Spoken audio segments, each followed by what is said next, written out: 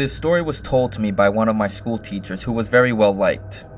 Our school was a small one, located in a partially remote area, and not too many people knew about it since it was so far away.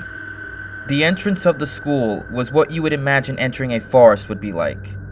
Because the school wasn't very well known, only a few students studied there. One class would hold about 4 to 7 students. However, the remote location and extremely small class sizes were not the only thing different about our school. Many teachers and faculty staff talked about numerous unexplained experiences and sightings that occurred in the school and its various classrooms. This particular experience happened to our dear principal, whose identity I will not reveal. It was a Friday, and all the students were off at 11 a.m. So the school held one of their faculty meetings that day since the students only had class in the morning. They would discuss normal school meeting stuff like what activities they would hold for the year, lesson plans, and whatever else gets talked about in a school faculty meeting. This particular Friday was a very busy day for the teachers and school staff, so they decided to cut the meeting in half and leave the rest for the following Friday. Now, the room they used as their meeting place was claimed to have had the most mysterious and unexplained phenomenon compared to all the other classrooms. It was a large room, but the ceiling was not that high up, so you could reach it without even jumping. Teachers who were assigned to this particular classroom would always claim feeling an abnormally cold breeze spontaneously hit them. They would also claim to hear a faint laugh from a little girl, even if the classroom was empty, and especially after school hours. As all the other teachers had already left, our principal stood behind to make sure everything was in good order and locked up before leaving. As she was checking everything, she noticed that the room temperature suddenly dropped, but didn't think anything of it as it was almost evening and the temperature is expected to be colder where we live during the evening and night hours. After checking to make sure things were okay, she walked to the door, but before she left the room she noticed that something was off. She couldn't put her finger on it, but she felt like something else was in the room watching her. She turned around and was terrified at what she saw. An unknown man stood in the room about 6 feet away from her. She described him as being purely black with eyes that were bloodshot red, and his face was filled with anger. Without moving, he continued to stare at her right in the eye. In shock, our principal stood there not knowing what to do. As they stared at each other, the only thing that she could hear was deep breathing that got louder every second. A few moments later, she got back to her senses and ran outside the classroom, closing and locking the door right behind her. She looked through the small glass window of the classroom's door and saw that the man was no longer there. This was not the first time someone has claimed seeing this strange man in black. There is one theory that was told to us by a former teacher. She said that the school was originally built on top of a graveyard, which has speculated many students and teachers to believe that could possibly explain all the mysterious sightings and eerie sounds. When several of the students asked the principal about her story, she didn't talk about it, possibly to protect the school's reputation. The school has since been abandoned due to several issues it could not resolve. However, the building is still intact and nothing was moved from that place. They just left it there to rot.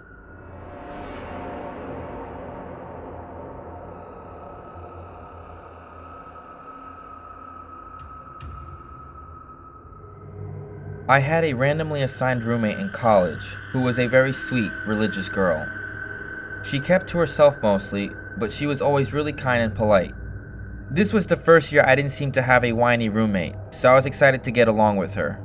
About 2 nights after we get moved in, I wake up to hear someone sobbing softly outside my bedroom door. It was a really weird sound, the kind of desperate, creaky sobbing that you would hear in horror movies. I then heard someone moving around the apartment and occasionally coming back to my door, scratching on it softly. So I finally summoned the courage to peek out of my bedroom. My roommate was just walking around the apartment, crying. She was sleepwalking apparently, because her eyes were closed. But when I opened the door, her head turned to look right at me. Then, she slowly went to the kitchen table, picked up a pencil, and started to scrawl this weird symbol on her door. It looked like a circle with a triangle in it. I asked her if she was okay, and she just stood there, swaying and crying. I was so creeped out, I shut and locked the door. The next morning, she was really scared and mad at me because this weird symbol had appeared on her door, and she thought I had done it to prank her. She didn't believe me when I told her she was the one who did it, but accepted my denials that I did it, and we dropped it. Several times throughout the year, I'd wake up in the middle of the night to hear her in the kitchen, talking to herself. Every time, she would come to scratch softly on my door, and every morning, there would be another symbol on her door. She was still convinced it was me trying to mess with her. I considered filming her, but honestly, I was really scared of opening the door because I watch way too many movies about scary stuff like this. Then one time, we were in our separate dorm rooms when there was a huge bang from her bathroom. There was obviously no one else in the dorm, so we were both really freaked out, but we decided to investigate. We looked everywhere and nothing had fallen down, and there were no windows or other doors to the bathroom other than the one leading to our living room.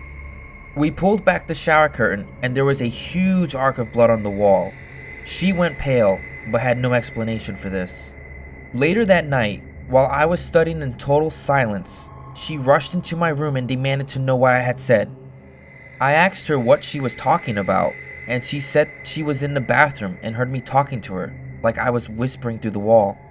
After that, whenever she was gone for the weekend, I always heard weird noises coming from her side of the dorm suite in the middle of the night.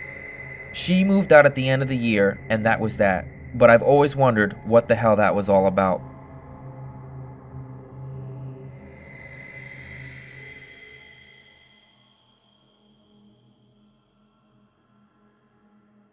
My school's library is open until around 2 in the morning for the idiots like me who don't do their essays until the last minute.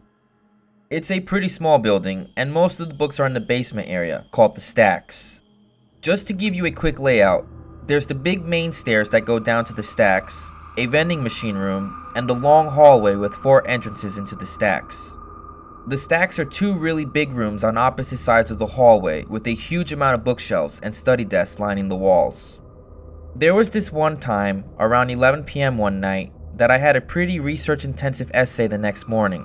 So I was down in the stacks working in one of the study desks, so I didn't have to keep going upstairs and downstairs again. I had been there for maybe 2 hours, and everyone except for a boy working a few desks down from me had left already. I was pretty zoned out by this point. It was an 8 a.m. class, so I didn't have much time until it was due, and I was sort of panicking. So it really pissed me off when I heard someone flipping through book pages really fast to make them do that loud whir noise at the other end of the room. I sort of ignored it for a while thinking they'd go away eventually, but they just kept doing it. After about 5 minutes, I got sick of it and started to walk over to tell them to knock it off. I get about 3 steps across the room and it just stopped. I sat back down and it was quiet again for like 10 more minutes before the flipping pages noise started again, only loads louder, like they grabbed a huge book that time. The other boy started to get pissed off too, and he stood up and started walking through the bookshelves trying to find them. It keeps going, so I got up too and started looking around with him. It got really loud, and it was pretty obvious where it was coming from by that point, so we started walking towards it. He was on one side of the shelves and I was on the other. We walked all the way down the shelves. No one there. We hadn't seen anyone come in the stacks, and we were on the other side of the room with the entrances. No way could anyone have come in without us seeing them. The noise stopped again, and we both just sort of slowly walked back to our seats. I assumed it was just a fan or something in the other room, and I really needed to get my essay done. We sat down, and immediately the noise started again. It sounded like it was coming from right next to the guy's chair. He shoved his stuff in his bag, looked at me, said screw it, and took off. I was out of there maybe 5 seconds behind him. Till this day, I still won't go back in the stacks at night, even when there's other people down there.